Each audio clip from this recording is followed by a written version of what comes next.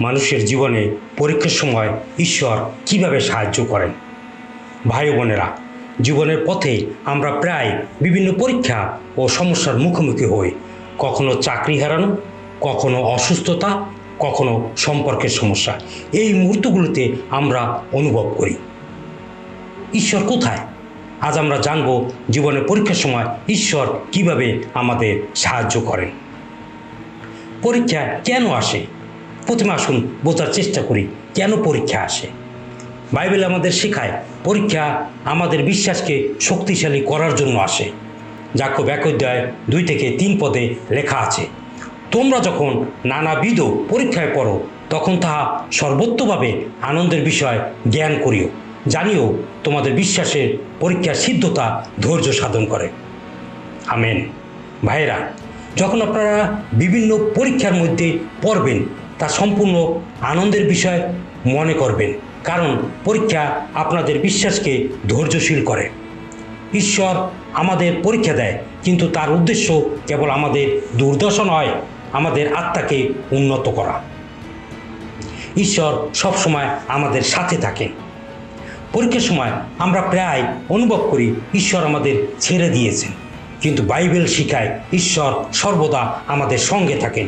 যিশু বলে, মতি 28:20 পদে লেখা আছে, আমি তোমাদেরকে যাহা যাহা আজ্ঞা করিয়াছি সেই সমস্ত পালন করিতে তাহাদিগকে শিক্ষা দাও, আর দেখো আমি যুগান্ত পর্যন্ত প্রতিদিন তোমাদের সঙ্গে সঙ্গে আছি। আমেন। আমি তোমাদের সঙ্গে সঙ্গে সবসময় আছি, যুগের শেষ পর্যন্ত। এই অর্থে আমরা একা নই। ঈশ্বর আমাদের প্রতিটি ধাপেই সাহায্য করেন, যদিও আমরা তা অনুভব করতে পারি না। পরীক্ষার সময় আমাদের সবচেয়ে বড় সহায়তা হলো প্রার্থনা। আরেকটি বাইবেলের পদ দেখি, ফিলিপিও 4:6-7 পদে লেখা আছে, সকলের ঈশ্বর ও পিতা এক, তিনি সকলের উপরে, সকলের নিকটে ও সকলের অন্তরে আছেন, কিন্তু খ্রিস্টের দানের পরিমাণ অনুসারে আমাদের প্রত্যেকজনকে অনুগ্রহ দত্ত হইয়াছে। আমেন। যে কোনো বিষয়ে আমাদের উদ্বিগ্ন হইতে বারণ করেছেন, তবে সব কিছুর জন্য প্রার্থনা ও ধন্যবাদ জানাইতে বলেছেন। তখন ঈশ্বরের শান্তি আমাদের হৃদয় ও মনকে রক্ষা করবে। যখন আমরা ঈশ্বরের কাছে আমাদের সমস্যা নিয়ে যাই, তিনি আমাদের শক্তি এবং শান্তি দেন। আমাদের মন শান্ত হয় এবং আমরা ঠিক সিদ্ধান্ত নিতে পারি। ঈশ্বর আমাদের পথে পথ প্রদর্শক হন। পরীক্ষার সময় আমরা প্রায় পথ ভুলে যাই। বাইবেল শেখায় ঈশ্বর আমাদের পথ প্রদর্শক হন। গীতসংহিতা 32:8 পদে লেখা আছে, আমি তোমাকে বুদ্ধি দেব ও তোমার গন্তব্য পথ দেখাইব, তোমার উপরে দৃষ্টি রাখিব, তোমাকে পরামর্শ দেব। আমেন। আমি তোমাকে পরামর্শ দেব এবং তোমাকে দেখাবো কিভাবে চলা উচিত।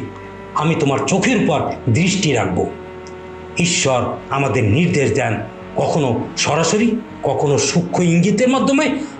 আমাদের কাজ হলো তার দিকে খোলা মন রাখা। বিশ্বাস ধরে রাখার গুরুত্ব।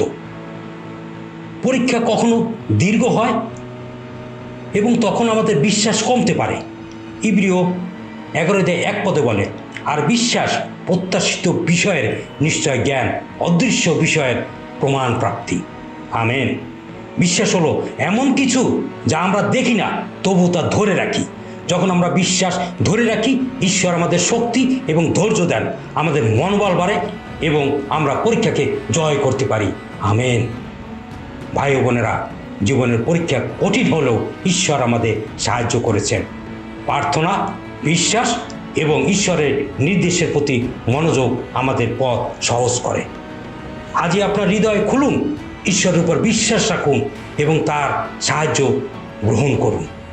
আরেকটি বাইবেলের পদ দেখি, যেরেমিয়া 29:11 পদ, কেননা সদাপ্রভু বলেন, আমি তোমাদের পক্ষে যে সকল সংকল্প করিতেছি তাহা আমিই জানি, সেই সকল মঙ্গলের সংকল্প, অমঙ্গলের নয়, তোমাদেরকে শেষ ফল ও আশা সিদ্ধি দিবার সংকল্প। আমেন। আমি তোমাদের জন্য যে পরিকল্পনা করছি তা জানি, শান্তি এবং আশা প্রদানের জন্য, ক্ষতি নয়। আপনার জীবনে নূতন আশা ও শান্তি ভরে উঠুক। আমেন। প্রভুর বাণীর জয় হোক। এই বাণী যদি আপনার হৃদয়ে স্পর্শ করে, লাইক দিন, শেয়ার করুন এবং সাবস্ক্রাইব করে বাইবেলের বাণী চ্যানেলে থাকেন। ধন্যবাদ সকলকে। আমেন।